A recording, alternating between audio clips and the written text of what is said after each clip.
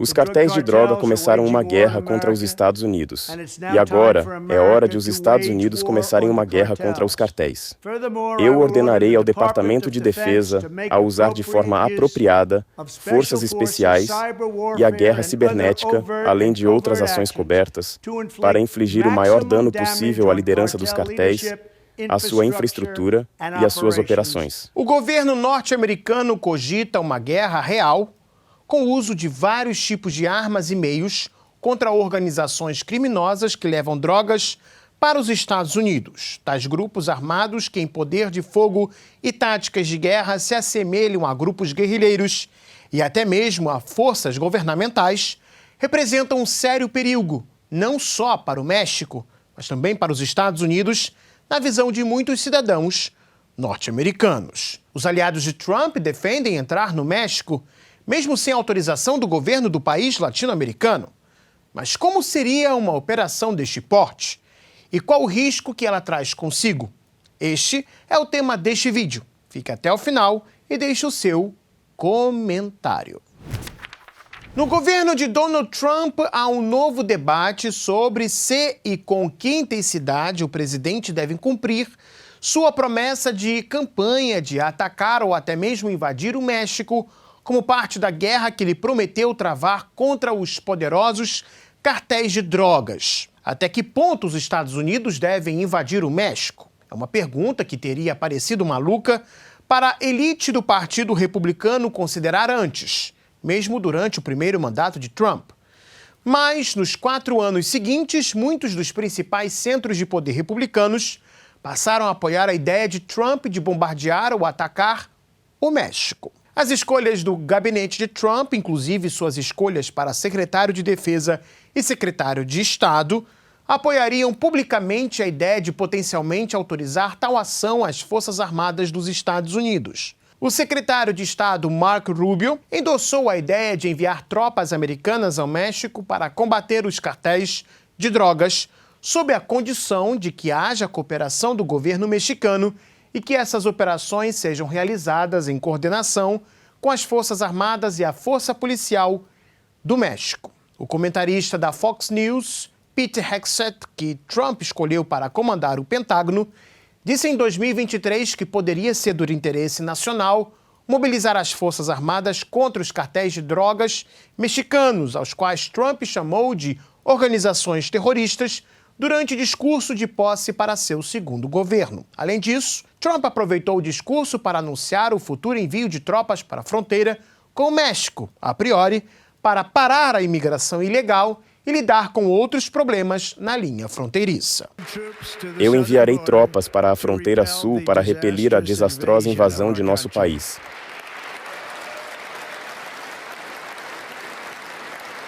Sob as ordens que assino hoje, nós também designaremos os cartéis como organizações terroristas estrangeiras. A escolha de Trump para conselheiro de segurança nacional, o então deputado Mike Waltz, também em 2023 apresentou um projeto de lei para criar uma autorização para uso de força militar para atingir os cartéis de drogas mexicanos, afirmando que isso daria ao presidente sofisticados recursos militares cibernéticos de inteligência e vigilância para interromper as operações dos cartéis que estão colocando os americanos em perigo. Mas como seria tal operação?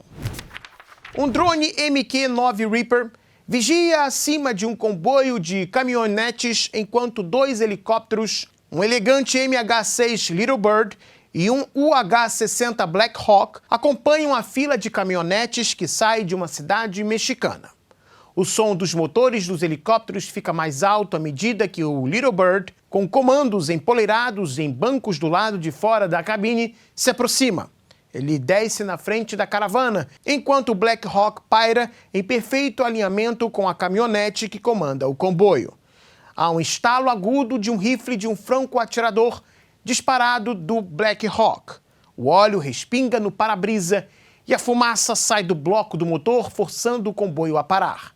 Os comandos saltam do Little Bird, que paira e correm para cercar a caminhonete do líder do cartel. Em questão de segundos, o líder do cartel está sob custódia ou morto, dependendo se os sicários decidirem usar armas. Esse ciclo de missão continuaria até que a lista de líderes de cartéis se esgotasse. Em seguida, os comandos passariam para os gerentes intermediários e, finalmente, para os soldados do tráfico de drogas. O cenário todo é parecido com operações militares que os Estados Unidos já realizaram em países como Iraque, Afeganistão e Síria, onde, com pequenos grupos de soldados, eliminou seus rivais. Em caso de necessidade, os Estados Unidos poderiam utilizar drones para atacar os pontos de preparo ou fabricação das drogas. Seus estoques seriam fortemente bombardeados, as rotas do comércio ilegal frequentemente vigiadas.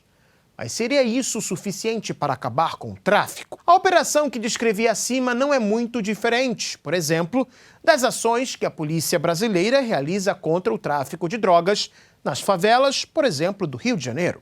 E você sabe tanto quanto eu que tais ações, embora façam sentido do ponto de vista de combater o crime pela força, não conseguiram até o momento extirpar o mal que os traficantes de drogas representam para a sociedade brasileira. O chefe do morro morre e no mesmo dia alguém chega para o substituir. Se ele é preso, continua mandando desde a prisão. E devido ao constante estado de guerra entre eles, coisa que também se vê no México, é provável que antes que a polícia o mate, outros líderes rivais o eliminem. Foi com apoio considerável dos Estados Unidos e, pasmem, de outros traficantes, que a Colômbia se livrou de Pablo Escobar e de boa parte de seu bando, mas não do cartel de Cali, nem do tráfico como um todo. A questão aqui não é se a estratégia é moralmente correta ou não.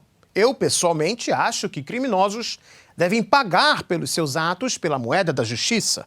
Só que as coisas não são tão simples de se resolver. E mesmo que o governo mexicano permita, até que de forma calada, a intervenção norte-americana em seu território, existe um outro problema por trás disso tudo. Por muitos anos, boa parte da população mexicana possui ressentimentos contra os Estados Unidos por questões históricas.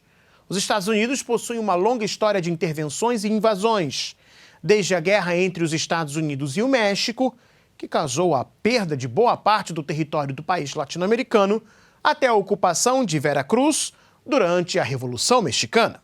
Até hoje, os mexicanos não esqueceram tais humilhações, e o sentimento anti-americano, que faz muitos mexicanos pensarem que os Estados Unidos devem pagar de alguma forma pelo seu passado, continua existindo. Mesmo que o governo local aceite a ajuda norte-americana para fazer frente aos cartéis, a desaprovação por parte da população será difícil de ser superada. Tendo em vista tal cenário, existe a ideia de que o governo norte-americano realize uma invasão do México suave. Só que existe um problema. Os focos do narcotráfico poderão ser entendidos pelo povo mexicano como focos de resistência contra uma nova ação intervencionista dos Estados Unidos em seu país. E o pior pesadelo nesta estratégia seria justamente tornar os cartéis de drogas algo muito popular. O governo mexicano poderia passar de mocinho a vilão por ajudar, mesmo que no silêncio, Washington. Sabe? Nós já vimos isso acontecer em 2021, não no México, mas no Afeganistão. Vocês já pararam para pensar como o Talibã conseguiu resistir aos Estados Unidos e seus aliados da OTAN por quase 20 anos, sendo numérico e financeiramente inferior? O que seria do Talibã hoje se não fosse a sua popularização durante os vários anos da presença militar norte-americana no Afeganistão? Você pode achar totalmente incompreensível, mas os afegãos, no final das contas, preferiram o Talibã, com todas as suas normas e regras religiosas difíceis de ocidentais entenderem, a um governo pró-ocidental, democrático e que tinha livrado a população do jugo do Talibã. Sim, os afegãos, depois de 20 anos, escolheram o Talibã, até porque este, sem homens e voluntários entre a população local, não conseguiria vencer o governo que os Estados Unidos criaram no Afeganistão. Em 2021, pouco antes da saída dos norte-americanos e a subsequente queda do governo do presidente Ashraf Ghani, as forças de segurança afegãs, treinadas e armadas pelos Estados Unidos, somavam cerca de 300 mil homens e mulheres. O Talibã, pelas estimativas da época, não possuía mais do que 80 mil homens. E mesmo assim, o grupo, depois de resistir por quase 20 anos os Estados Unidos, venceu o governo local. E aqui não cabe explicações do tipo: porque o Talibã conhecia o território e possuía experiência de combate. Pode ter certeza de que as forças de segurança do governo afegão também conheciam o território de seu país e possuíam experiência de combate. A popularidade do Talibã cresceu porque eles, em parte, passaram a ser vistos como os libertadores contra a ocupação norte-americana. E o mesmo pode acontecer com os cartéis de drogas no México. Aliás, não foram poucos os exemplos de narcotraficantes que se tornaram heróis, na visão popular, em alguns países latino-americanos. O próprio Pablo Escobar, até hoje, é objeto de culto e admiração de alguns colombianos. Fora isso, os cartéis mexicanos possuem uma importância econômica de peso no espaço rural do país. Eles florescem em áreas do país onde o poder público é quase inexistente e muitos não sabem de onde ganhar o pão de cada dia. Seus rios de dinheiro se tornam fáceis iscas para a população mais pobre, policiais e autoridades públicas de nível regional. Um fato relevante é que o México já tentou, com pesado uso de suas forças armadas, resolver o problema das drogas. Durante o governo do ex-presidente Felipe Calderón, entre 2006 e 2012, milhares de tropas federais passaram por vários pontos do país, prendendo e matando lideranças dos cartéis. Só que a tática deu errado e os assassinatos cometidos pelos traficantes subiu de uma média anual de 2.000 para 12.000 casos por ano no final de seu governo. E foi exatamente neste período que os cartéis mexicanos começaram a ganhar maior caráter militar, se fortalecendo inclusive para a guerra entre si. Até mesmo a captura ou morte de 25 dos 37 barões da droga na época não foi o suficiente. A guerra às drogas de Calderón fracassou porque, embora o exército mexicano fosse capaz de matar criminosos de cartéis e destruir seus bens, não era capaz de sustentar a capacidade do Estado e o monopólio da força em regiões distantes, dominadas por cartéis, depois que os militares saíram. A destruição dos cartéis simplesmente deixou o território aberto para novos participantes, que ficaram felizes em aproveitar as oportunidades lucrativas disponíveis para o crime organizado em áreas com um governo fraco e próximas aos grandes mercados dos Estados Unidos. Uma intervenção norte-americana enfrentará os mesmos problemas em uma escala muito maior, a menos que as tropas de Washington ocupem permanentemente as regiões onde os cartéis operam. Não se pode impor uma boa governança ao México. Além disso, ao infringir a soberania mexicana, legitima-se os cartéis aos olhos dos locais e, ao mesmo tempo, se enfraquece a capacidade do governo mexicano de impor a própria ordem. Mesmo independentemente de quaisquer outras repercussões ou consequências, seria um grande desperdício de sangue e também dinheiro. E se você gostou deste vídeo, deixe o seu like, se inscreva no Gazeta do Mundo e também acione o sininho para não perder os nossos próximos encontros aqui no YouTube. Até mais, pessoal.